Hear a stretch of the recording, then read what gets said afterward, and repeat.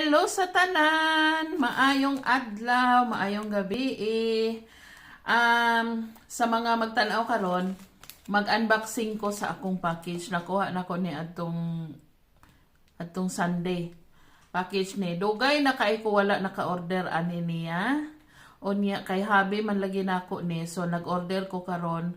Nya kani package unboxing ni siya. Na-open ko na to kay na-open na nako kay katong una na kong take sa akong video is dapat Bisaya lang. So, naka-Tagalog ko. So, dapat Bisaya lang akong istorya. Dili magod nako malikayan ka nang ma-mix akong inistoryahan ba. Kay siyempre, dili man ko permi mag-istorya o Bisaya good. Maunang ma-mix jud nako akong inistoryahan. So, karon akong ipakita sa inyo ha, ang sulod ani akong package. Una is charan,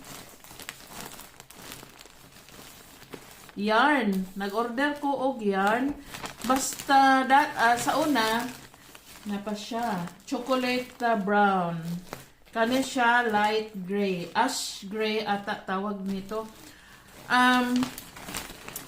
Sa una diya pa purple.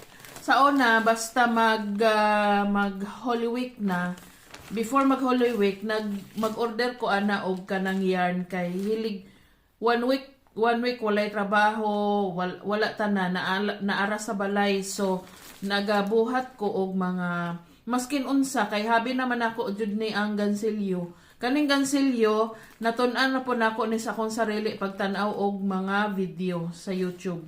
Maunang nakamao ko. Dili man ko kamao ani atong una. Tapos kani white. Dali ra kay mahurot ako ang yarn na white as in karon dali. Tapos na ako'y gray.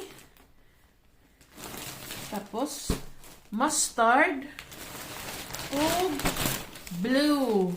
Oh, daghan kay siya Mao ni akong order. Dugay na kay ko wala ka order ni mga 2 years ago na ata. O niya kanang naara magud ko diri sa balay, wala pa ko nakabalik og trabaho. Hopefully makabalik og trabaho sa autumn.